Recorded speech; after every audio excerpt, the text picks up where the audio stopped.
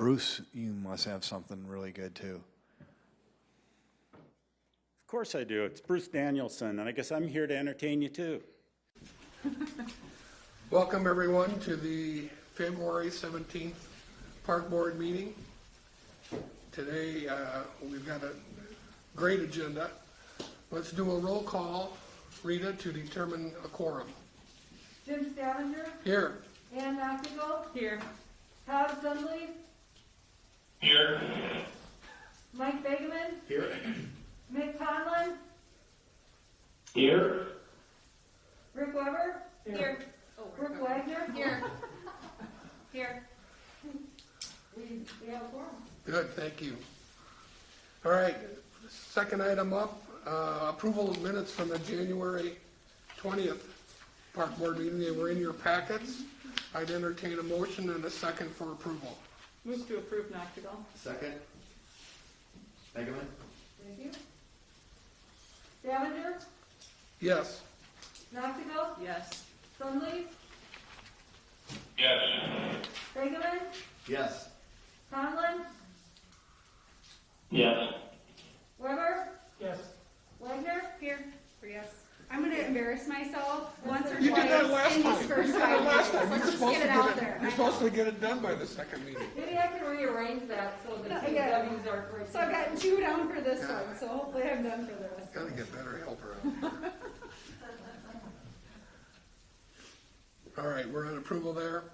At this time, the next item is public comment, so I'd ask for those folks that are here that are not staff or parks or city employee to identify themselves and the agenda item that they're here to share on if they're here to share.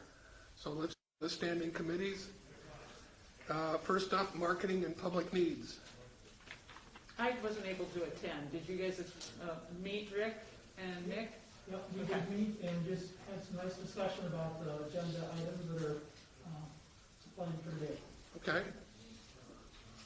Park system planning and development. Did you guys meet? That would have been Mick and Mike. Did you guys meet?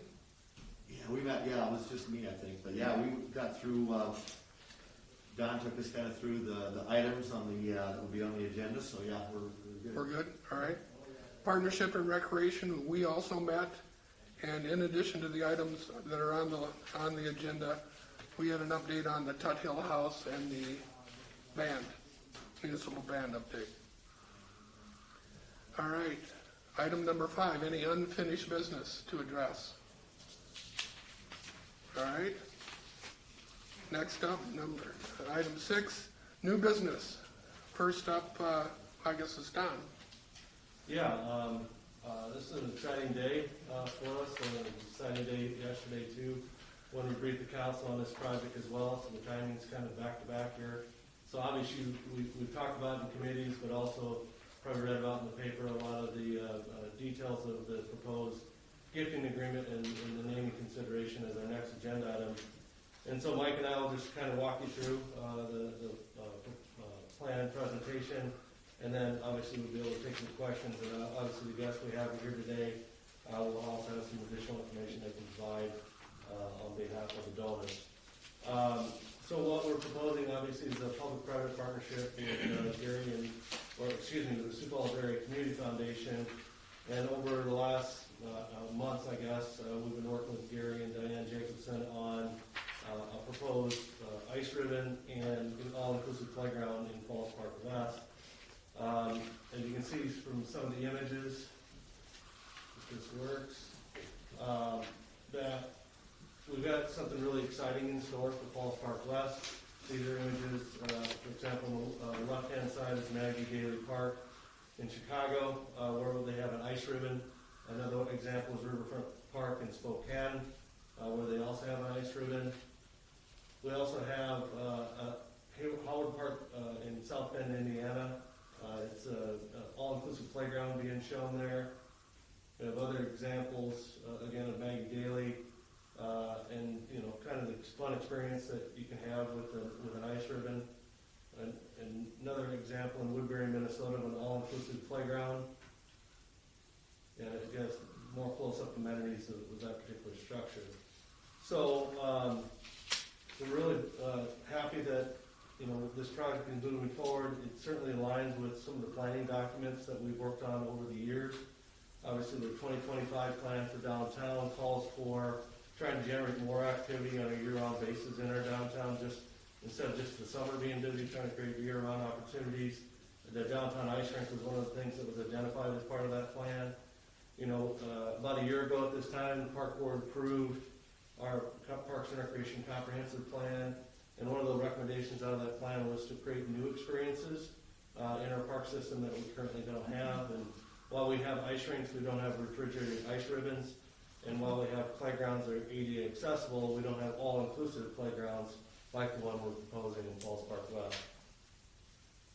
And finally, as you know, when Mayor Ken Hankin got into office, he challenged each department to create some far-reaching goals for things that you want to accomplish as a department. As a reminder, one of our goals was to raise $10 million by 2022. And obviously, if this all comes to fruition, which I think it will, it'll just, you know, get us that much closer to our goal. So as proposed, the donor would be the Jacobson family. They would provide $2 million towards a $4 million project. We will be requesting in upcoming city council meetings that the city council also contribute and appropriate $2 million to get to the $4 million project estimate.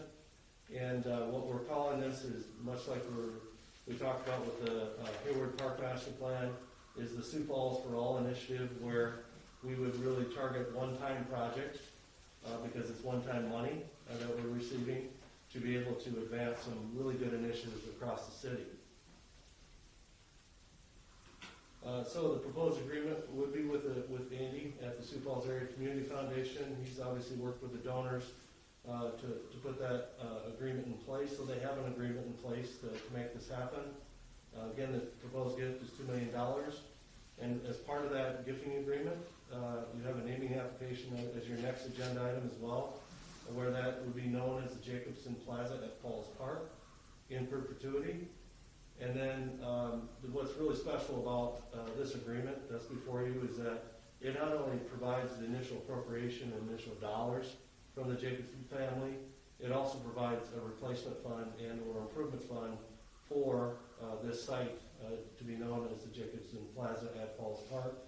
So if the chiller happens to go out or we have to replace something, funds could be applied for through the Community Foundation or through additional enhancements that Gary and his family would like to make. Certainly would be available for that. And I think Jim will talk a little bit more about how that fund is put together and the spirit behind that. And so we're really excited about, because a lot of times we'll get gifting agreements and they'll provide money for the initial investment, but not for replacement. And so this is in addition to the two? Yes, this Okay. is in addition to the two. And Jim will talk a little bit more about that later. So with that, I'd like to turn it over to Mike now and just talk a little bit about, because when you talk about all-inclusive playgrounds, folks don't really always understand what you're talking about. And ice ribbons obviously would be new to our community, so I'll let Mike, we've done a lot of the design work on this to try to walk us through those different amenities. Not sure I'm standing in the best place for you guys to see the screen, so, but the microphone's here, so. We can move the stand if you want to move it off to the side. Can you guys all see if I can see stand right here? We've got it in our Yeah. packets. Okay, great. So just a refresher, I know we reviewed this in committees, but the project site really is that open area of Falls Park West, north of where the Levitt Shell is now, and south of the railroad tracks. And that's a site, if you know, it's been kind of sitting idle for some time, really since Phillips of the Falls went through in about 2004. And with all the surrounding development and, new properties coming up around there with the Sioux Steel property, the new residents moving to town, we feel it's kind of a prime location to locate some new recreational opportunities, especially that year-round activity that downtown has been looking for. So the schematic that is behind me kind of shows a configuration of what it could look like. Obviously, we'll go into actual design and move it from there. But it really hinges on two key components, which Don mentioned, is an all-inclusive playground and a refrigerated ice ribbon. So I tried to explain this yesterday, what is a refrigerated ice ribbon, and I think the best way to do that is if ice skating on a rink is like being on a pond, ice skating on a ribbon is like being on a river, where it's linear, it's winding, it's curved, and it kind of lends itself more to recreational skating as opposed to program skating like hockey games or other activities that happen on ice. And really what it does is it puts most of those skaters in the location where they actually skate. So when you recreational skate on a rink, you kind of go around the outside. Well, this whole rink, this whole ribbon is the outside. And it kind of has that curvy feel where, you know, you kind of get those new experiences at every bend and curve on the ice. And it's a unique experience that's really gained popularity across the country in various areas, and we think it's a great fit for downtown Sioux Falls. The one thing to note is we're proposing this as a refrigerated system, so this will be the city's first refrigerated rink, or not rink, sorry, skating experience. And really what that'll allow us to do is extend that season really maybe from November all the way through March, depending on what Mother Nature gives us. And as you know, we really struggle to keep quality ice at times when skaters want to skate. So it's either too cold or too windy or too warm, or we can't keep good ice, and this will allow us to really provide that quality ice skating opportunity for everybody out there. Mike, can you just go back to the first drawing, or the original one?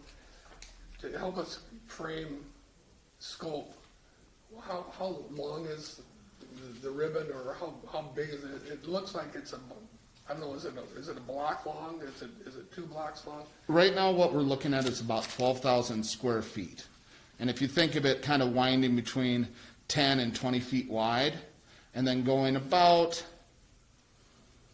it's short of a quarter-mile loop. Okay.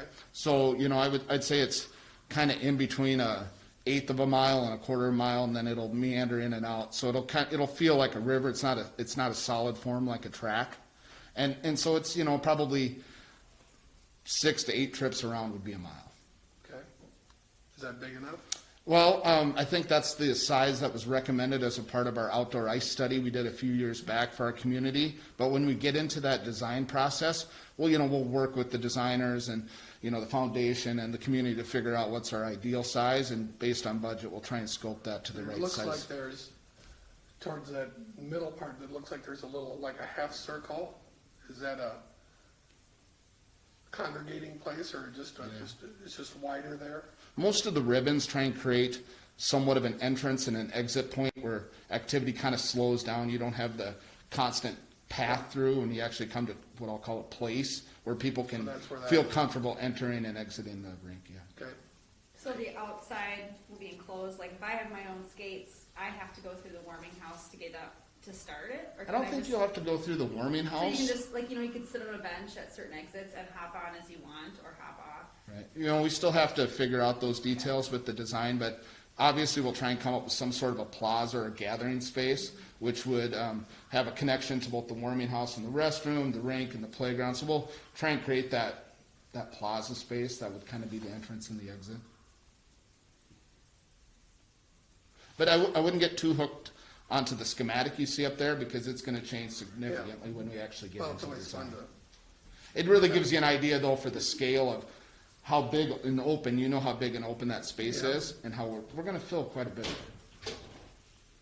And, you know, and another thing to think about scale, for the inclusive playground, we kind of size that according to what a all-inclusive playground for Sioux Falls should be, knowing that it'll be a local but also a regional draw. And so we're looking at about 14,000 square feet, which, for perspective, is around the size of all the play equipment in total at Sertoma Park. So it's a big playground. And a lot of that is extra space.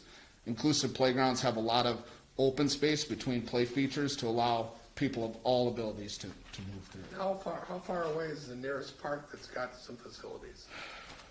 Of an all-inclusive playground? Not all inclusive, just our generic, is it? Yeah, Tower's probably the closest. Falls Park North would probably be second. Yeah.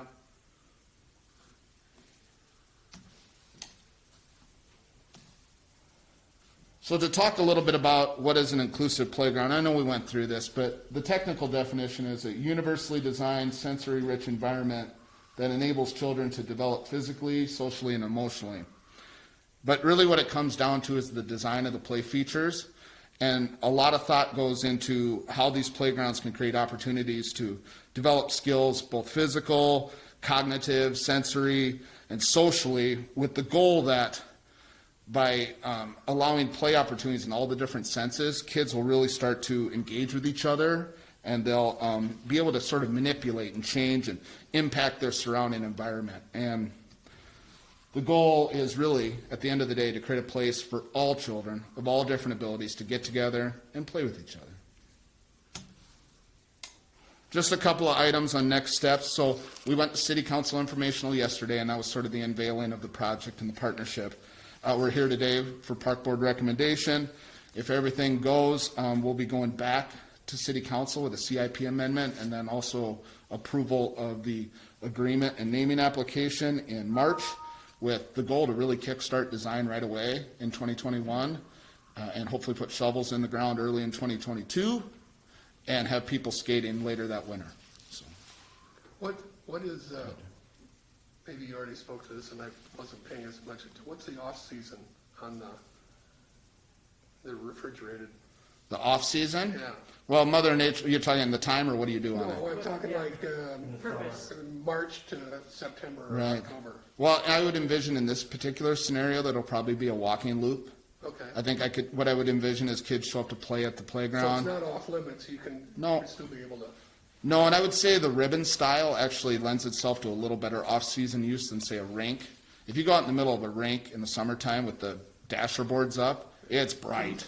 I mean, the sun's glaring off of it, and you can stripe it for different activities, and you may play pickleball or kickball or whatever you want on them, but the ribbon actually creates a walking loop. So if your kids are playing on the playground, you might want to do 8 laps, get a mile walk in, and then go from there. Do you guys think you'll do like, I don't want to say unique restroom design, but something a little more to support the park compared to what you have at other facilities? We will size the restroom according to the use when we get into the design. Obviously, there's a lot going on in Falls Park, and eventually there's going to be connections to the Greenway. You've got Levitt, overflow, special events, so we'll take that all into account when we size the restroom during design. Okay, so I'll turn it over to Jim first, who's going to talk a little bit about the agreement. Thank you. You want to put back that, the boundaries of the park? There you go. Which Go one? back This one? one more. Yeah, right there. That's great. Thanks. Good afternoon. Thanks for allowing us to come and make this presentation.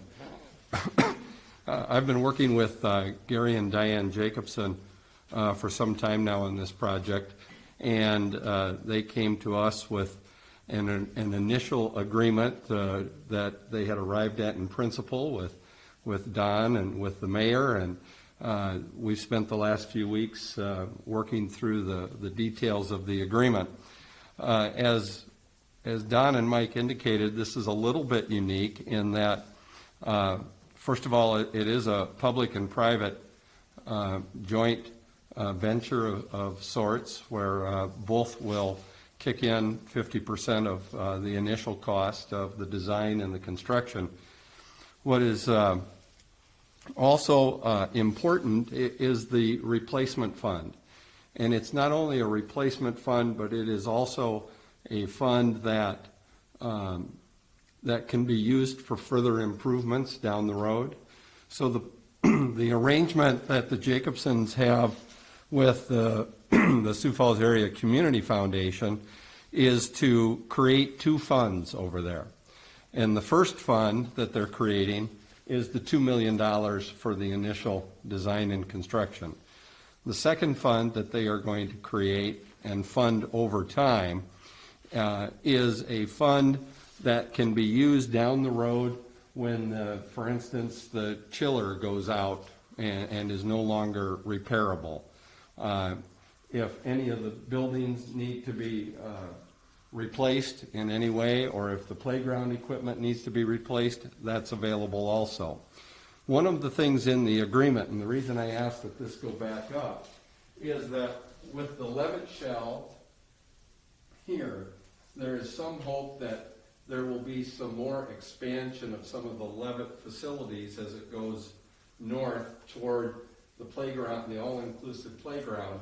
And we've written the agreement so that that can happen, that this area can get developed. The Sioux Falls Area Community Foundation and the Jacobsons are going to be invited to participate as the city figures out what to do with that area.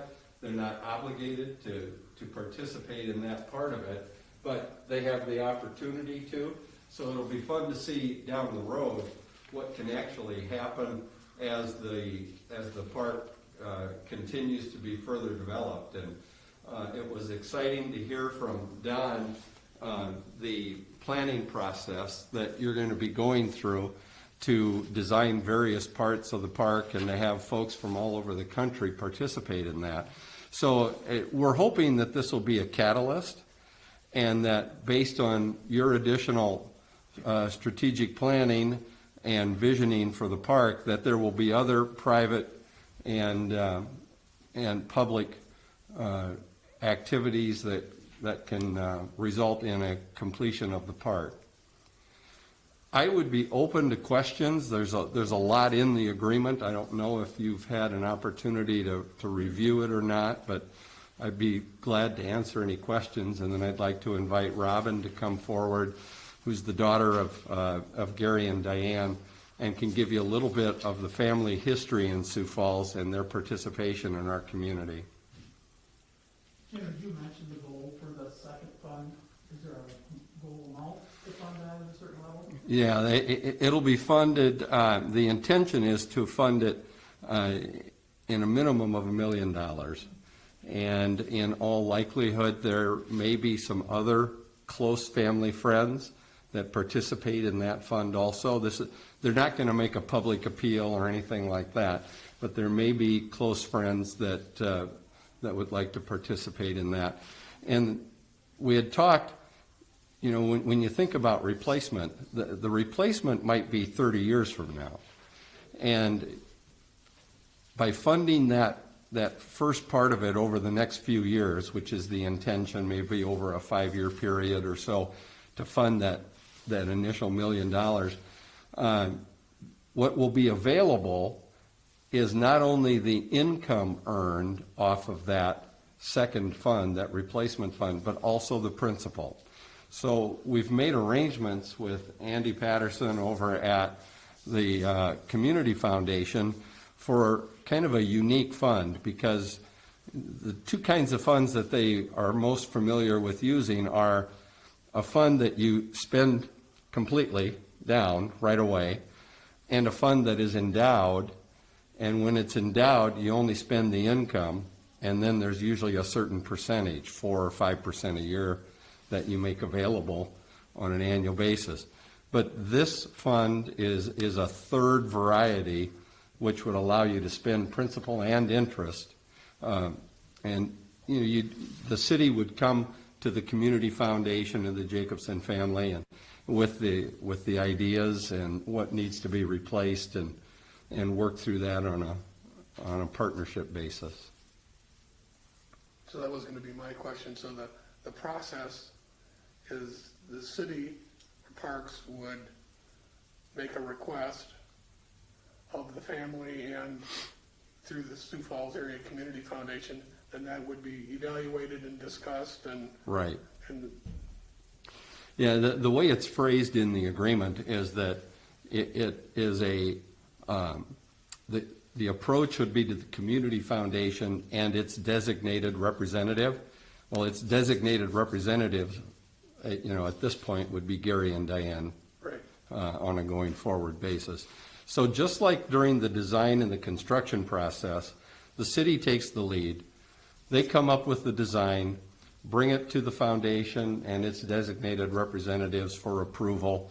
We get through that part of it. We each pay 50% of the cost of the design, and then the city goes out and gets a fixed price bid to do all the work and to buy all the equipment. And they bring that back to the foundation again and get approval. And then at that point, the city handles the construction on a going forward basis under your supervision. It's exciting, I think. I hope you feel Well, the same. This is blazing ground in a variety of different ways, so that's really good. It's really cool. Yeah. Very creative. Yeah. Well, if there's, Question here. yes. Again, with regard to the replacement fund, if you will, it's there's no designated amount in the agreement, so that's at the discretion of the donors on Yes. a go-forward basis. Yes. Okay. We have a goal in mind, and it's fairly hefty, Right, but but there's no obligation from the agreement standpoint. no, but we'll be able to give you more information on that as we go through the process and for the years to come. But there is a substantial amount that will be placed in that fund. Yeah, and that would cover the playground equipment then as well? Yes. Okay. Obviously the replacement costs and timeline on that equipment would be much less than 30 years. So that have we detailed out, or are we able to detail out kind of what the replacement timelines and costs might be projected for different items? Mick, this is Mike here answering your question. Typically, we replace playground equipment on a 20 to 25-year cycle, kind of depending on wear and tear as well as sort of play values. So that's what we could expect to see from this play equipment as well. Okay. Any other questions?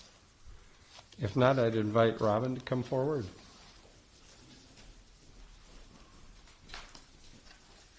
Thank you all for allowing me to be here today. My name is Robin Hellman, and I'm Gary and Diane Jacobson's youngest daughter. I thought I'd just give you a little bit of a history of who these folks are that want to build this park with the city. My father, Gary, was born and raised in Sioux Falls. When he was a young boy, just in grade school, his parents divorced, and his mother raised him and his sister all on her own. She was a charge nurse at Sioux Valley Hospital and worked for both of the Dr. Vandemarks. And often she worked double shifts and picked up whatever she could to assist in raising her children. As a result, the neighbors at the time in the McKinnon Park community played a large role in assisting my grandmother in raising my dad. People like Mr. Delbridge, people like Sally and John Griffin were the ones who would say, Gary, is your mom working tonight? Do you have any plans for dinner? If not, why don't you come over? Gary and Marilyn, his sister, if you don't have plans for lunch, why don't you come on over and you can have lunch with our family? So he grew up grateful and eager to pay things forward. My parents married in 1996, and my mom made Sioux Falls her home from that time. On a wing and a prayer in 1971, they became business owners on a contract for deed for a business here in Sioux Falls called Malloy Electric.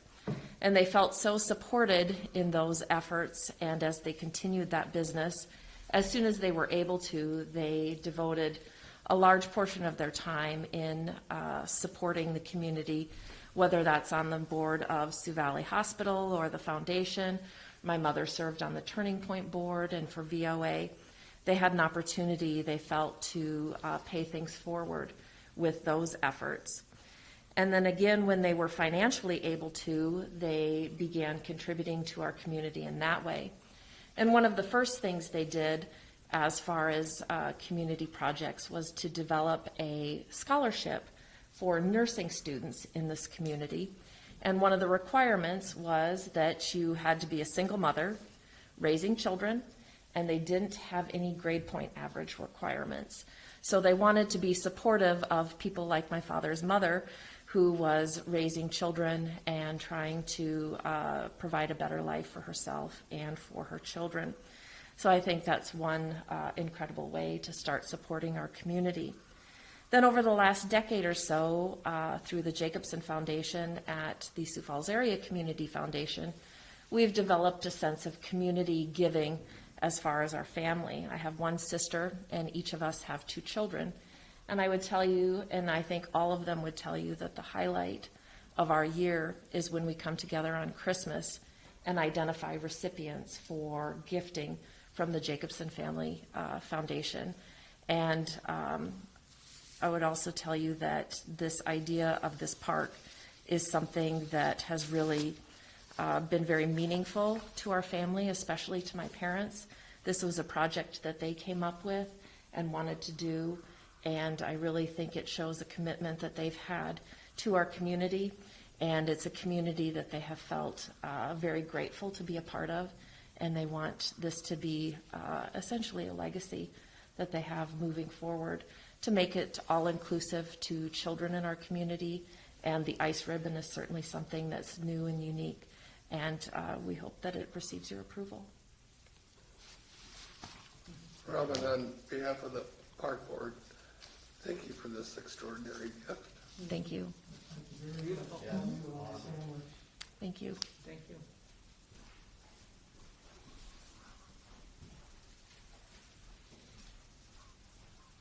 Okay, so I'll just summarize real quick, because the first item is a recommendation on the conditional gifting agreement.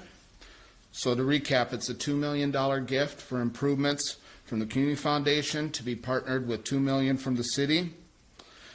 This will be tied to a project, as we talked about, in that area of Falls Park West, north of the Levitt, south of the railroad tracks. It will introduce 2 new experiences into the park, the ice ribbon and the inclusive playground, with the goal to design right away in 21 and construct in 22. The naming of the space, the project site, will be called the Jacobson Plaza at Falls Park in perpetuity, and the city agrees to maintain those improvements for their useful life, which we anticipate to be in that 30-year range. We will also recognize the Jacobson family for their gift through appropriate signage and plaques and other recognitions. So with that, staff would recommend your recommendation for approval. All right, a lot of information for a fabulous community-changing gift. Any questions for Robin or Jim? Or Andy didn't speak, but he's here from the, he's just nodding his head over there saying this is a good deal. Yeah. Or for Mike or Don? A couple questions, pretty minor questions. For me. Will admission be free to the public, and then will the space available to rent? Otherwise, it's free to the public? Well, how it'll be operated yet, we haven't gotten to that level yet. I mean, I think we're going to do our due diligence and research how other communities, sometimes they have programmed events. A lot of times they're open to the public for free, but almost always there's some ability to rent skates. So operationally, we haven't worked through those details yet, but it's something that we'll come back to you with in the future. Is there a capacity, like, will there be a capacity number that could be on the rink, or is there an estimated typical? Yeah, there will be a capacity. I'm sorry, I don't know what that'll be, but what it will be tied to is the eventual end size of the rink, of the ribbon. So if it gets larger, it can house more people, and vice versa. Rick, I might just add on to what Mike has commented, is that one of the things we've always struggled with is not knowing whether we're going to have skatable ice. If you remember from our comp plan, the recommendation from the consultant was get skatable ice, and then you can program it, you can conduct activities, you can have special events, and you can really use it at a much higher level than you can with just our national rink. So we're gonna program the heck out of it, as I see it, and we're gonna make it a destination for, is kind of one of the things you have to do if you come to Sioux Falls. And if you're downtown Sioux Falls, you definitely have to go. And not only on the ice ribbon piece, but also on the inclusive playground. We envision that people from all over will come to this inclusive playground because it's going to be one of a kind, especially when you factor in the size that Mike had referenced. If you think about Sertoma Park, there's a lot of playground equipment out there. And so we think it's going to be a huge draw. We think it's going to be a phenomenal asset. And some of those same questions came up last night, Rick, at the council informational. haven't gotten into that level of detail. Kelly's gonna have to figure out how we staff it from an operational standpoint. You know, the rec team is gonna have to figure out how it's staffed, how skates are rented, but we certainly think, if you think about the current ranks, we'll have, you know, the skating assist devices that we've got there. We'll have special events. We'll have staff that will be able to serve hot chocolate or whatever it might be, rent skates. So we're gonna want to do it really good. Any other questions? One more comment. This is probably one of the first times in my history here that we've had an actual gifting agreement that had a maintenance, or not maintenance, a replacement and or improvement fund tied to it. And I certainly hope that this can be the bar that others aspire to, because this is the first time that's ever been put in place that I've been here.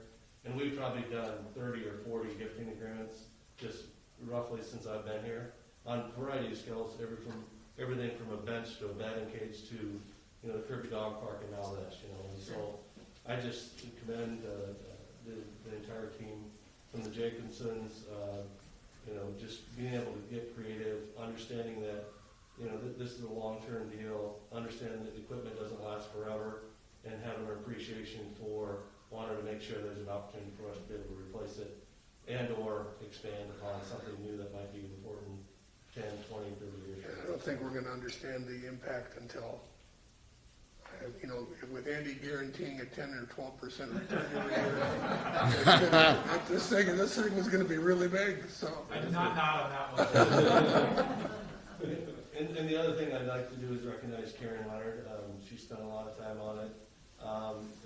You know, in the whole spirit of cooperation in getting through the agreement in relatively short order. Just having that group work with us so well, and everybody's reasonable about everything, and just knowing that everybody's on had kind of a common goal of making this thing happen, and just being flexible and accommodating with each other, and so yeah, it's been a great deal. So again, thanks for your help. Appreciate it. All right, if no other questions, the action for the park board today is actually a recommendation for approval of the conditional gifting agreement and naming agreement. And so I'd entertain a motion and a second for that. So move. Second. All right, we got a motion and a second. Rita, let's take a roll call, please. Davenger, Yes. Noctigal, Yes. Sunblade, Yes. Lingeman, Yes. Conlon, Yes. Weber, Yes? Wagner. Yes. Motion passed. Excellent, thank you. All right, next up is the actual naming application. Okay, so I won't go through everything, right, that we just went through, because you got the gist of it. This is a recommendation for approval to the city council for the naming application that goes along as a piece of the conditional gifting agreement. And basically, it, you know, will be called the Jacobson Plaza at Falls Park in perpetuity, and it really falls under significant contributions to the city, is the rationale for that. So with that, I can answer any questions. Any early signs on what kind of signage and things that, is it still too early to talk about? We'll definitely do appropriate recognition, but how that'll come out yet, Jim, we'll figure out in design. Any other questions for Mike? All right, so the action for the board today is a recommendation to the city council to accept the naming application. So I would entertain a motion and a second on that. So moved. Noctigal? Second. Wagner. Thank you. All right. Roll call, please, Rita.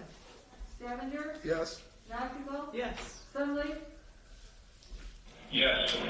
Lingeman, Yes. Conlon, Yes. Weber, Yes? Wagner. Yes.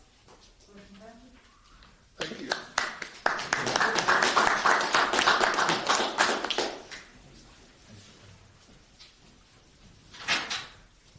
Well, it seems kind of odd to have to work on some other stuff. Thanks, Andy. Thanks, Thank you. Thank you. Thank you. The agenda's done. Thanks, Tim. All right, gate fee applications. Jackie? So in front of you are the 2021 gate fee applications. So this would be all of the different sports organizations, leagues that are wanting to charge gate fees for their leagues and tournaments this summer at our different complexes across the city. So again, as I mentioned in committee earlier, this is not all of the different events we have going on. These are just the events that are happening within our sports complexes where they want to charge gate fees. So this is a comprehensive list. And with that, staff recommends approval of being able to charge, or the organizations being able to charge these gate fees. Any questions? All right, I'd entertain a motion in a second. I would move to approve the 2021 gate fee applications. Wagner can second? Thanks, Brooke. That was very nice, by the way, you did that. Don't put pressure. Just keep it moving. He does that. He just, you'll know. He likes to put, put you on the spot. Stavanger? Yes. McEvoy? Yes. Sudley? Yes. Freeman? Yes. Conlon? Yes. Weber? Yes. Wagner? Yes. Motion passes. All right, thank you. Jackie, you're up for policies and guidelines? Yeah, so policies and guidelines, I believe, is something we've been talking about since October. And as we continue to talk about them, we uncover more things. And so ultimately, policies and guidelines for 2021 are more than they're really updates, a lot of updates and cleanup that just needed to be made based off of finding things that we were maybe missing in previous policy and guideline documents. So the very first thing listed is just the new logo. So again, very basic, but as you all know, from a Sioux Falls perspective, the city across the board, the different entities have one consistent logo now. So you'll see it at the top of your document, top right, in terms of what the Park and Rec logo looks like. So policies and guidelines will now reflect that, as well as we have a new CAPRA logo as well. So with being reaccredited, we can use the CAPRA logo, and that was updated. The next thing on the document is in regard to wedding procedures. So reservations were not consistent throughout the course of the year. So during the summer time frame, the busy time frame, it was a 4-hour time block. During the winter months, it was kind of one-offs. You could just reserve it whenever you really wanted to reserve it. It could be an hour, 2 hours, 3 hours, 8 hours. But what we found is most people typically want that 4-hour time block. So to keep it consistent, keep it easy to answer questions, and make sure it was easy for our staff to get in and out and clean in between events, we decided just to make it a 4-hour time block year-round. And then along with that, opening it up for the public to make reservations online. So a lot of stuff is going, it's web-based, it's online. People want to make a reservation at the tip of their fingertips, so allowing them to do that without having to call in. People can still call in and make the reservation through our team here at Parks and Recreation, but making it web accessible as well will, I think, be a benefit to the community. The next section, the gifting agreement section, this is actually an update based off of state legislation that went through that passed last summer. So we changed that last July, and now we're just updating it in our policies and guidelines so it matches the law. It was a $50,000 value. It is now a $100,000 value. So that's one of the major differences there. The next section is in regard to political party candidate reservations, and this again is just updating language. So as legal language changes year to year, we just make sure our policies and guidelines reflect the appropriate legal language. Community center reservations, we do keep a community center manual, and we want to make sure whatever we have in our community center manual that we're training our employees on is actually what's in our policies and guidelines. So if and when a customer calls to reserve a court or a meeting room or use the facility, whatever we provide them through policies and guidelines matches what our staff is trained on in their manual. And the item at the bottom of the page is in regard to Veterans Memorial Park. So we added some clarifying language as it relates to the 21-gun salute. So in the past, it's been in policies and guidelines, but not clearly stated 21-gun salute. So we just added that as the last bullet under the organized memorial funeral services are prohibited. So that means that 21-gun or presentation of the flag is prohibited. Is not prohibited. Is that worded wrong?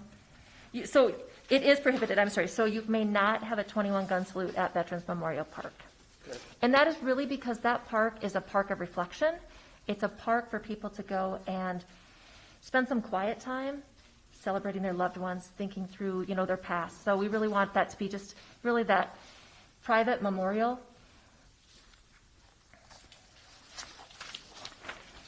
And then on the back side of the document, and this was recently added to the website as well, would be the terms and conditions in regard to renting our bleachers, the showmobile, and lighting of the falls. So what we found as we have gone through the policies and guidelines, and as we've talked through different conversations, this information has always been out there, and it's in our fee ordinance, but we never had the specific information, rules, policies, guidelines in our policy and guideline document. So we wanted to make sure what's on our website is actually reflected in our policies and guidelines as well. And then with lighting of the falls, that was actually a fee that was added last year as well. So that's just making sure not only that it gets in policy and guideline, but the terms and conditions for reserving the lighting of the falls is in here. And as I mentioned, that is all on the website as well. And then besides that, I already mentioned this, but just minor language, grammatical changes, so basic updates. So as I said, not a whole lot of new, just more or less cleanup as a whole for 2021. I might just add to the Veterans Memorial Park, the policies and guidelines piece of it. When we had a board in place at the time, with all of them, all of them were veterans at the time. They vetted those, and they vetted them through their own individual organizations, whether that be the veterans or the Chamber of Commerce, Military Veterans Affairs Committee, very well connected guys that were on that group that set those policies around what was appropriate at Veterans Memorial Park and what wasn't. And so it wasn't something that Don and Jackie dreamt up. It was actually through a group of veterans that really vetted that out for us. So just in case you get questions or. And now staff is getting those questions as opposed to that board. Well, typically, we would only bring it back to the Veterans Board if there was actually a question, but this is just more of a, I don't know, Jackie. Information. But it's information. And I would say we have got the question. I think we're getting the question more. I know this past summer we had a couple different requests for it. And that's when we started looking at the policies and guidelines going, you know what, it's in here, but it's not clarified the way it needs to be. Yeah. So that's why we thought we need to update it and reflect it appropriately. And it's a document our staff can refer to if there's a question about what's okay and what isn't okay. Yeah. And sometimes we bring in seasonal employees too that help us answer phones. I've not had that question before, so it's a resource for them. I go back, and Jim made the comment on the bullets about the organized funeral services prohibited, and it has the 4 bullets. The first 3 are very specific, but it's not allowed. Now the presentation of flag isn't really consistent. Would that be good to say it's not allowed? It's really not allowed? Yeah, and we can change that language to make sure that's more, absolutely. And it's just consistent with the top 3. Yep, absolutely. And then the other piece of this as well, just so you guys know, with the Tut Hill House initially, we were planning to remove that, but now as you know, we're keeping that in. Reservations will not be taken for the Tut Hill House this summer. However, documentation will still remain in policy and guidelines for the Tut Hill House.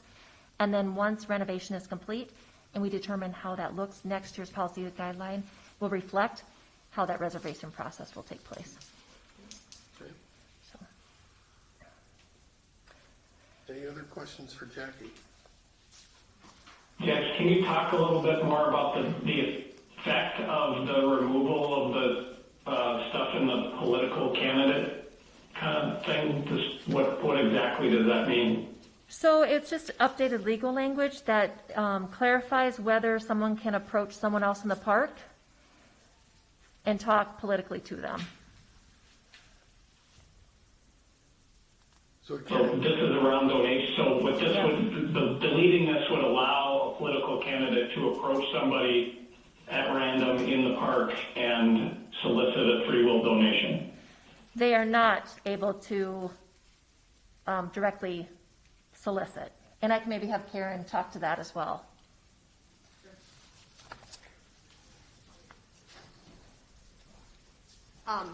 This is Karen Leonard. Keith Allenstein is our First Amendment expert, and we can have reasonable time, place, and manner restrictions restricting free speech, and political speech is considered under the First Amendment. And so I think in the past, what we have done is have had political candidates, they can set up a table, and if you want to approach it yourself voluntarily, you are more than welcome to do that.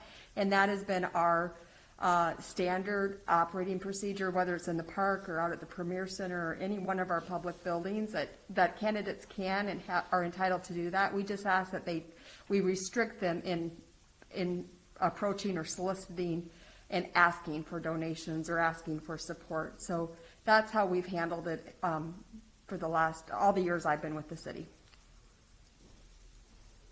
Hopefully that answers. But I don't know, this is being removed. It seems like it's allowing walking through the park and approaching individuals. Yeah, and what I can do, Mick, I know this language actually came directly from Keith, so what I can do is ask for additional clarity on that from him as well, and then bring that back to the board. Is it covered somewhere else in the entirety of the document, Jackie? In the policy and guidelines, yes. Yep, You're just seeing the kind of the summary of. yep, this, kind of the pieces, yep. Right. Yep. But no, that's a good point, Mick. So I can get additional clarity and I can provide you the entire section of the document too. That way you can see it. Okay. Other questions for Jackie? And are we looking to take action on adopting these changes? We could take action or we could defer if you Or we want. can, yeah. Input from board members? I guess it's not finished, I recommend we defer. That's fine. Okay, Fine with that? So we'll defer till next month and then I'll just bring the clarity back for the political candidates. okay, Thank you. Yep. very good. Do we need to make a motion to? Sorry. So I would, that's all right, Mick, that's good.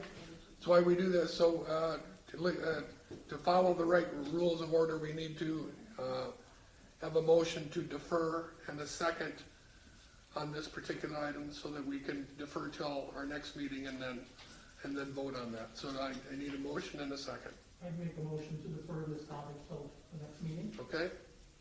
Second that? I'll second it. All right, got it. All those, take a roll, please. Stavanger, Yes? Maxwell, Yes. Sudley, Yes. Engelmann, Yes. Conlon, Yes. Weber, Yes? Wagner. Yes.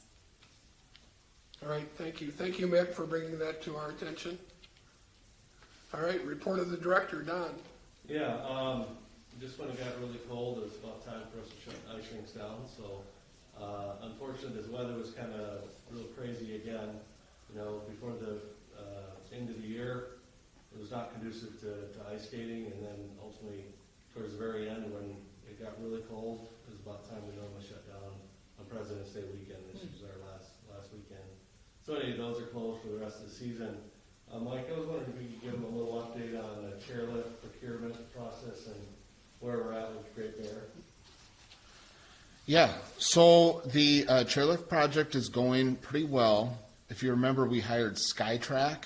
They're a manufacturer out of Colorado to do the manufacturing and installation of the lift. We also bid a second project with a local contractor, LT Companies, and they are doing like the utility work, moving of the water line for the snow guns, bringing new electric in, and then restoring the site. And we got notice to proceed on the chairlift back in December. So they started manufacturing the components and ordering the parts and all that. And then we just issued notice to proceed earlier this month for the local contractor, with the goal that we would begin removals of the existing lift about mid-March. So Great Bear is looking at holding operations through the 14th, I believe is a Friday in March, and then the following week we would start on removing the chairs and the rope and eventually taking down the towers. And the lift manufacturer is looking to mobilize to South Dakota the 1st of April. And at that point, they would start excavating for the concrete basis for the new towers and then bringing the equipment in from there. Thanks, Mike. Thank you. The other thing I just mentioned that if you know folks interested in summertime employment, we've got actually pretty good coverage and have some additional coverage on the way about our seasonal hiring practices. The other thing too, just to remind everybody, is that our plan going forward, obviously last summer we pretty much shut everything down. Our plan going forward is that we will be opening up pools, our sports programs will be going, our leagues, our tournaments. As you saw with the tournament list, I think Scott Youngke, our sports coordinator, said there's the most tournaments that he's ever seen us schedule in a given year. I think there's some pent-up demand out there for tournaments, and so that's really fun to see. I know seasonal employees were obviously not very happy about not having a job last summer, but obviously everybody understood. But to have those opportunities available for the high school, college kids, or retired folks that like to work for us in the summer, that's going to be a great deal and kind of a back to normal, so to speak. So really excited that the COVID numbers are trending in a positive direction, and I don't think that'll bode well for Levitt, for special events, and a lot of other activities that are slated to happen in the park system this summer. So how's the revenue dollars for the city in terms of, well, sales tax, I guess, Yeah. which is our primary source of funding? Is it coming back? Did it dip a little bit and then coming back, or what's? Yeah, so we worst case scenario, when COVID first hit, we thought we'd have to plan for like a 20% decrease, right? Which is like the worst thing that could possibly happen, as far as revenues go. We ended up essentially flat for the year in 2020, which is really good, things, and I think in this state and our community, we stayed open much more than a lot of other communities did, and certainly benefited from that. And so it's probably too early to tell in 2021. I know this last month's sales tax collections were very positive. I think it was 6.8%. Don't quote me, but I believe that was the number. And so I think things are trending in the right direction. But one of the things you always have to factor in is what is your percentage of growth of that prior month, the year before, and so some of our, that has to be factored in as well. But I think we're seeing positive trends in all the different industries for the most part. With the sales tax, the entertainment tax is getting better, lodging is getting a little better. Those are the ones that were, the latter two were hit the hardest. And so I think we're cautiously optimistic. I don't want to speak for Sean, our finance director, but things are trending in a good fashion, and we'll hope that continues. So from a city finance standpoint, the parks budget was, we had less expenditures last year. We had less revenue, but it wasn't as bad as what we thought. So we probably had from a budget standpoint, did we end up with a little bit of a surplus in the budget, which stays with the city, obviously, and the council decides what to do with that, right? Yeah, it's, we did have money that we turned back because we didn't open 6 pools, and we didn't have a lot of the staff that came on, so that saved us quite a bit of dollars there. But ultimately, that goes in the general fund reserves, and then the council determines. Yeah, we don't get it earmarked for, hey, we gave it back to the cities, and we'll take it back next year. Yeah, we wish that was the case, but actually, it goes back into the pot and it gets redistributed and budgeted by the council again. So, but it's just the way it works. Yeah. Okay. I don't have anything else unless you have questions. Staff or myself, or what's going on, or if you hear anything out there we should know about? Did you give me an update on Cardinal House? Any update on how you feel that's going? Yeah, I can give a little update, and obviously I can ask Kelby to chime in too. Is that really? I think there are all the different ideas for what could happen to the house and the landscaping and interior, exterior renovations. I would tell you that I think we have a good idea of what the concepts for those would be like. Still working on getting contractors to get us estimates. We are still working through the information we're trying to get as to the live load, as the building inspection folks would say, as to what, if any occupancy on the second floor is going to be supported by the existing construction that's there now. And so Kelly's working with an architect on that as we speak, a structural engineer, is there some desire to see the second floor opened up and the stairs put back in, and whether or not that's, you know, it's a commercial building, and so technically it's got to be rated for a live load, as they call it, so we're working through that. There's some question about whether we're going to be able to do that because it's a 1800s house and they don't build them like they do now, obviously, with the floor trusses that you see out there now. So I think there's been good cooperation. I believe they've raised a little over $100,000 towards the renovations on the house, and I know Rick, you've been involved in that too. But so more to come. But we have another resource group meeting on Monday of next week. We have a Tud Hill House neighborhood meeting at Prairie Green on Wednesday. Is that right, Kelby? We go to the city council on March 2nd to give them an update on the status of the Tud Hill House resource group work, with the idea that, you know, it would culminate in a gifting agreement that would get presented to the park board, would provide the scope of the project, it would provide cost estimates, and some of the deliverables that would be required of them and us. And so that's where we ultimately would get to. And then, because it's likely to be over $100,000, council would have to prove that as well eventually. So it's coming along. It's just a matter of how much we want to try to bite off as far as the dollars we're going to have available from a fundraising standpoint. And then there's some just structural concerns and questions that we need to have answered, which may take us down a different path as far as the scope of the renovations of the house. We also did do some landscaping plans as well, just from, because there's a concept of maybe putting a patio in instead of a deck that's there now, and then how do you screen that, how do you landscape it, and then what's the screen between the private property and the house itself. So Is the patio historically accurate I don't think for the there's- 1800s? No, I I'm don't just think kidding. so. Yeah, no. Well, yeah. Don't go there with me. Okay, just It's a long saying. story for me. So, but yeah, you know, it's a Not fair funny, sorry. question. Yeah. Sorry. Yeah, you caught me there. So, but yeah, it's come along. But you know, it's an interesting dynamic. You've got 14, 15 people working together to try to get things put together. But we broke it down into 3 different committees that they're assigned to, and they're doing their work and trying to accomplish the task that's been put in front of them. And I think it's going as well as you could expect. So, Kelby, anything else? No, it's good coverage. Can we talk about Emerald Ash more? Sure. If there's, I mean, we haven't talked about it for about 6 months, and I'm just curious, it's, not that it's right around the corner again, right? In terms of starting some work?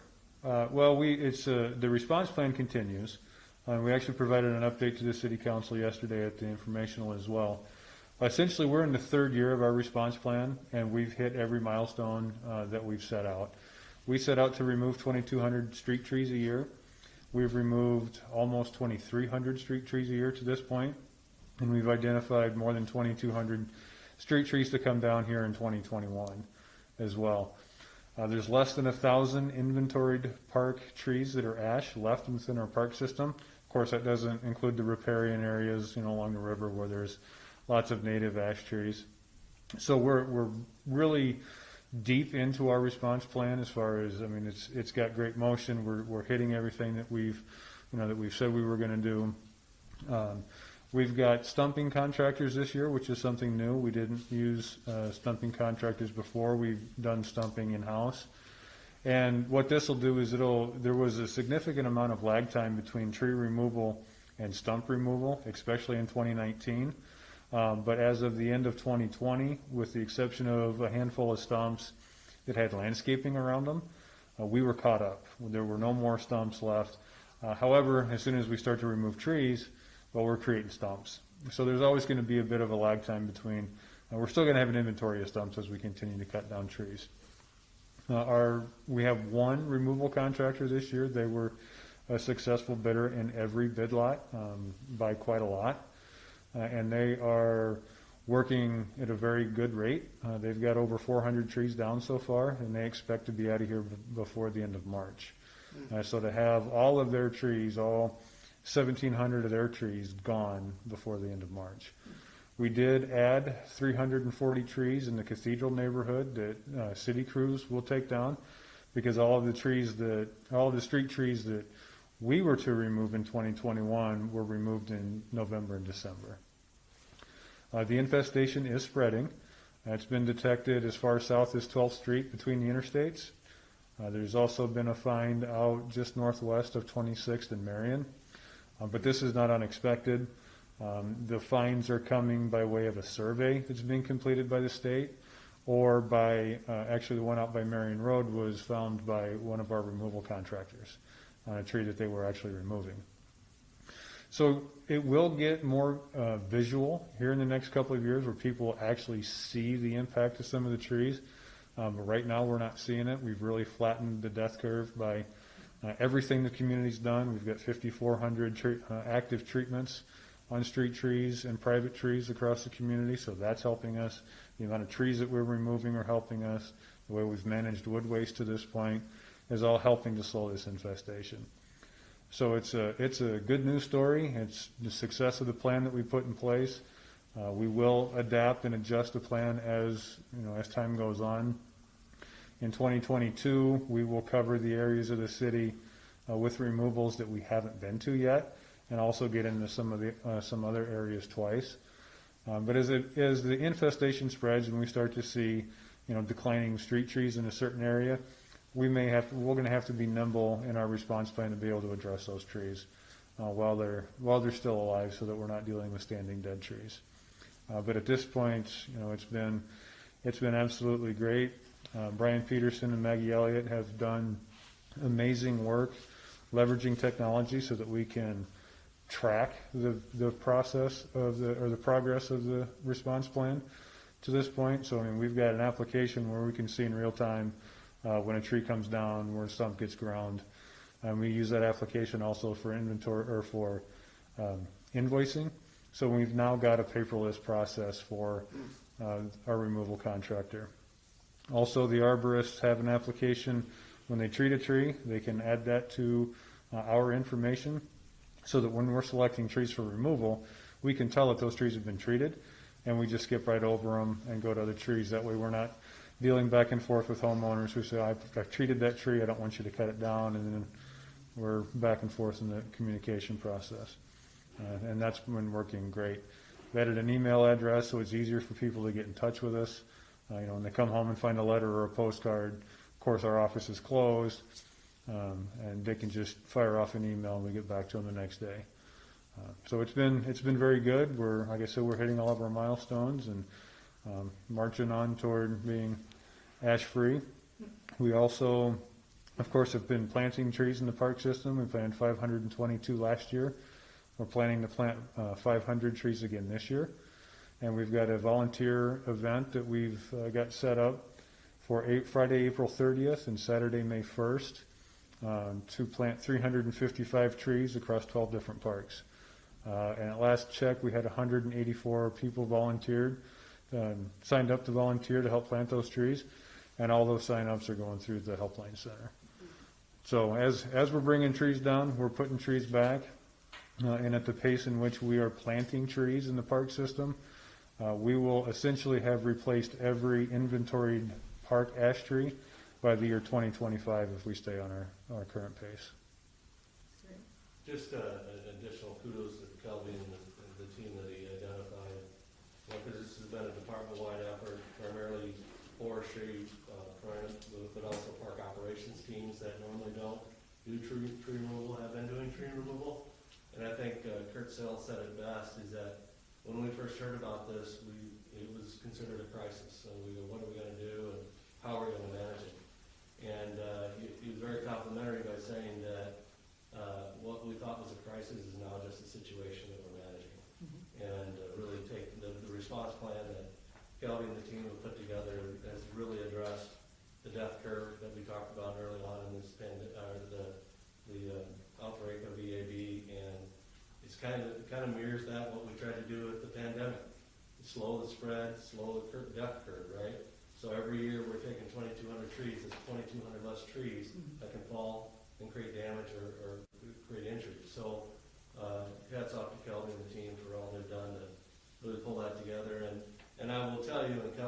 wouldn't tell you this, but cities across the country are asking us how we're doing it.